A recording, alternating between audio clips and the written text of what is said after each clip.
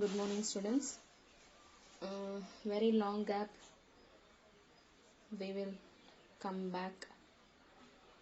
Actually, third lessons beginning start பண்ணதோட இருக்கும் நமக்கு. So இப்போ வந்து தேர்ட் லெசனில் ஸ்டார்ட் பண்ணிவிட்டு அதில் என்னென்ன பார்த்துருக்கோம் அப்படின்னு சொன்னால் எர்த்தோடைய மேக்னெட்ஸ் ப்ராப்பர்ட்டிஸ் இன்ட்ரொடக்ஷன் தான் பார்த்துருக்கோம். So next we move on basic properties of magnets. Basic properties of மேக்னெட்ஸில் என்னென்ன ப்ராப்பர்ட்டிஸ் இருக்குது அப்படின்னு பார்த்தோம் அப்படின்னு சொன்னால் magnetic dipole moment, magnetic field, and then types of magnets, magnetic lines. So இந்த மாதிரி ஒரு 4-5 டாபிக்ஸ் இருக்கு. ஸோ அந்த டாபிக்ஸ் எல்லாத்தையுமே இப்போ நம்ம ஒன் பை ஒன்னாக பார்க்க போகிறோம்.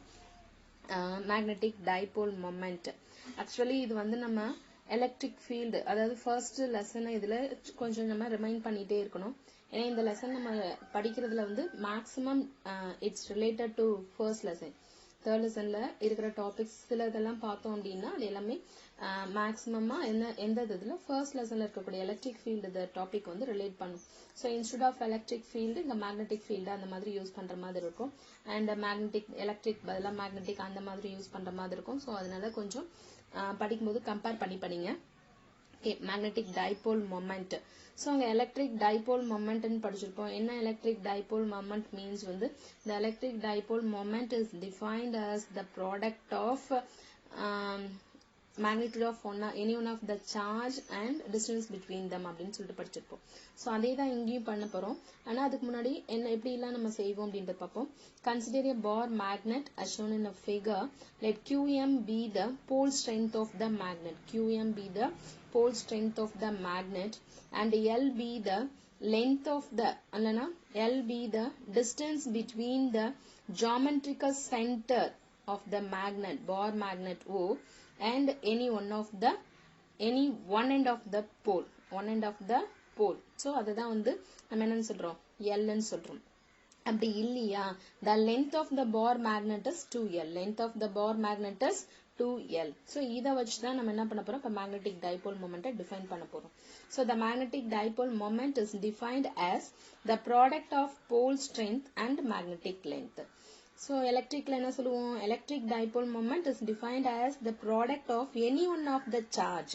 இங்க pole strength அப்படிங்கிறது ஒன்றும் nothing but magnetic charge. pole strength is nothing but it is also called as magnetic charge. so any one of the charge, magnetic charge are pole strength and magnetic length. ஓகேங்களா, it is a vector quantity. it is denoted by pm vector. so இது வந்து ஒரு vector quantity because இங்க வந்து magnetic field lines நம்ம topic படிப்போம். so that magnetic field lines is start from south pole to north pole inside the magnet. inside the magnetல magnetic field lines எப்படி போகும்னா south pole to north pole போகும். அதுவே outside the bar magnet எப்படி போகும் அப்படின்னா north to south pole. so அதனால டெஃபினட்டா direction நமக்கு important. so direction important அப்படின்னும் பொழுது it is a vector quantity.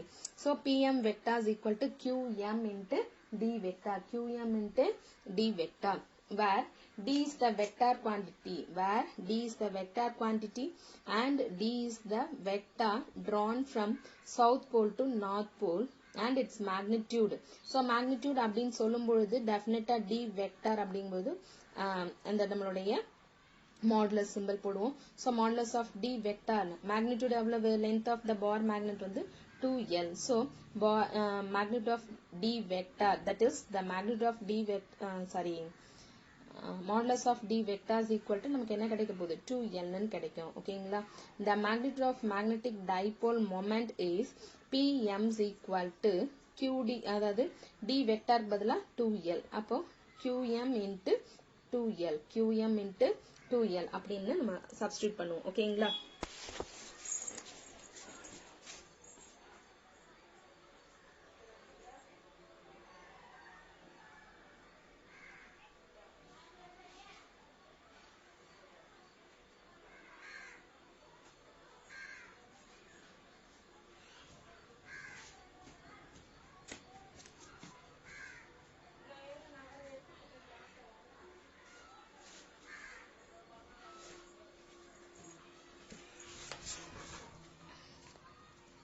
The SI unit of magnetic dipole moment is SI unit of magnetic dipole moment is ampere meter square. So என்னோட direction முன்னாடி என்ன சொன்னதுதான். Note that the direction of magnetic moment is from south pole to north pole. South pole to north pole. So அதாவது south pole to north pole தான் நார்மலா போகும். ஆனா அது outside inside அப்படின்னும் பொழுது நான் சொன்ன பாயிண்ட்டை நோட் பண்ணிக்கோங்க. ஸோ இப்போ இதோட SI யூனிட்டை நம்ம எப்படி எல்லாம் கண்டுபிடிச்சோம் அப்படிங்கறத பார்ப்போம். The SI unit of and the another unit of magnetic dipole moment PM is equal to Q2QM into L. QM அப்படிங்கிறது என்னன்னா magnetic charge. That magnetic charge is defined as the force per magnetic field. Force per magnetic field. So force ஓட unit Newton, magnetic field ஓட unit வந்து Newton per ampere per meter. So அப்ப Newton cancel ஆயிடும். இந்த Newton ampere meter இது ரெண்டுமே மேல போச்சு அப்படின்னு சொன்னா கண்டிப்பா -1 வந்து +1 மாறும். So QM is equal to ampere meter or Weber. ஓகேங்களா. இப்போ SI யூனிட் நம்ம சப்ஸ்டிட்யூட் பண்றோம். QM ஓட யூனிட் ஆம்பியர் மீட்டர், L ஓட unit metre. So ampere metre square.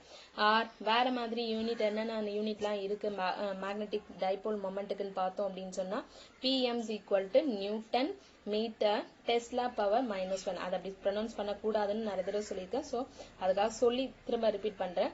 Newton metre per Tesla, newton metre per Tesla or Weber metre. ஏன்னா ampere மீட்டருக்கு நம்ம எப்படி கொடுக்கலாம், வெபர்னு கொடுப்போம். ஸோ வெபர் மீட்டர் அப்படின்னு நம்ம யூனிட் SI யூனிட் இன்னொரு நேம் நம்ம சொல்ல முடியும். ஓகேங்களா.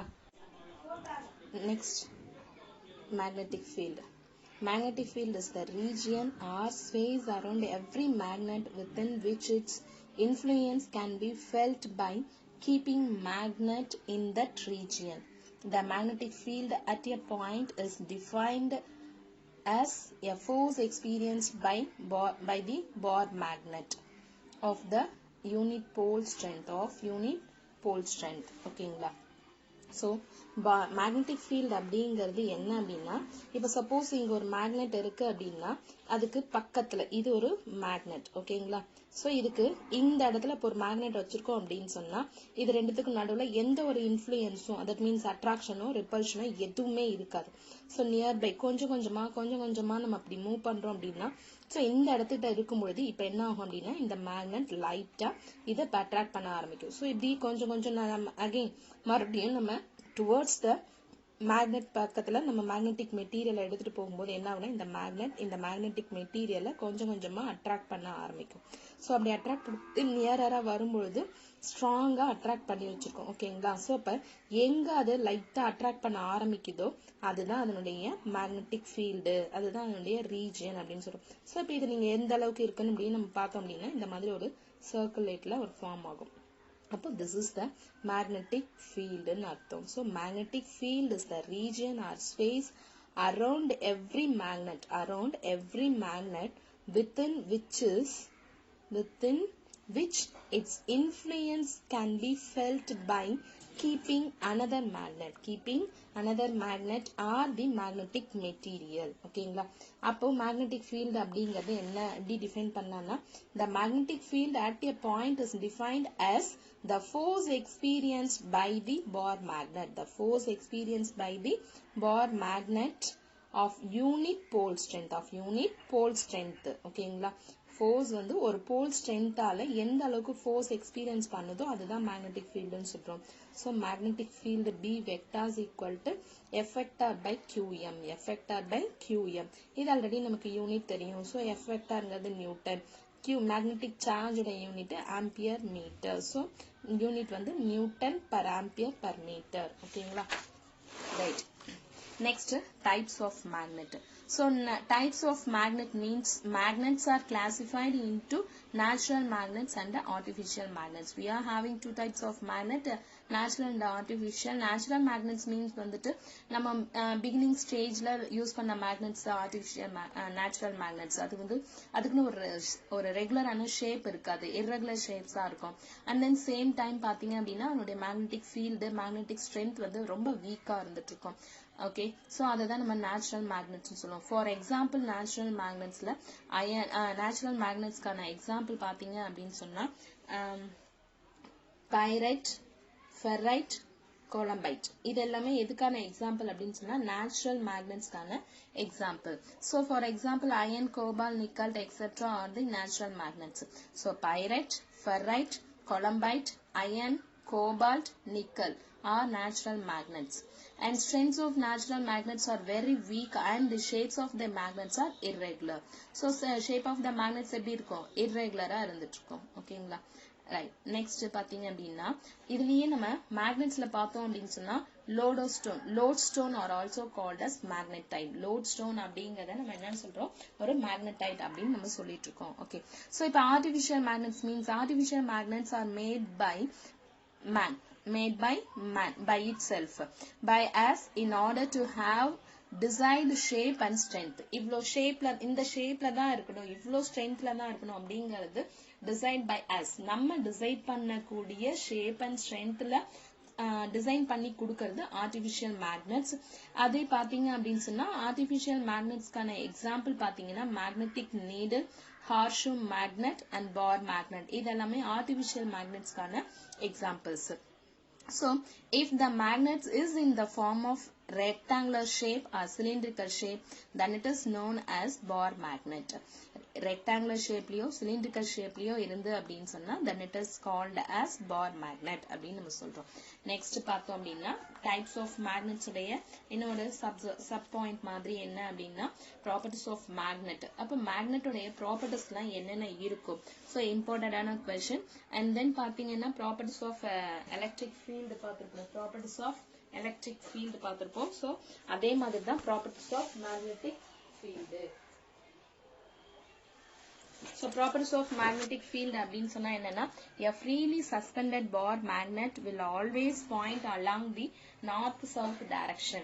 இப்போ நம்மளுடைய ஒரு பார் மேக்னெட் இருக்கு அப்படின்னா அந்த பார் மேக்னெட் என்ன செய்யணும்? இப்படி freely suspend பண்றோம் அப்படின்னா that freely suspended bar magnet will always point along the north and south direction. north and south direction தான் point பண்ணும். A magnet attracts another magnet or magnetic substance towards itself. The attractive force is maximum near the end of the bar magnet. When a bar magnet is dipped into iron filling, they cling to the ends of the magnet. இப்போ magnet என்ன பண்ணும் அப்படின்னு சொன்னா கண்டிப்பா attract பண்ணும். அப்போ அந்த magnet attract பண்ணது அதாவது ஒரு மேக்னெட்டிக் மெட்டீரியலையோ இல்ல ஒரு மேக்னெட்டையோ ஒரு மேக்னெட் அட்ராக்ட் பண்ணுது அப்படின்னு சொன்னா அதனுடைய ஸ்ட்ரென்த் எல்லாம் எங்க இருக்கும் அப்படின்னா எண்ட்ல இருக்கும்.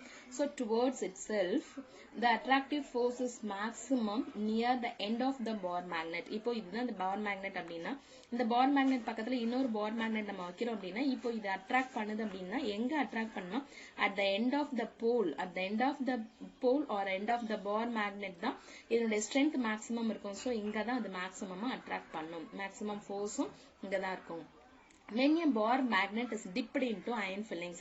இப்போ இந்த மாதிரி இருக்கிற iron fillingsல கொண்டு போயிட்டு இப்ப என்ன பண்ணிட்டோம்? ஒரு bar magnet dip பண்ணிட்டோம். அப்படி dip பண்ணும்போது என்ன ஆகும் அப்படின்னு சொன்னா the iron fillings are cling together.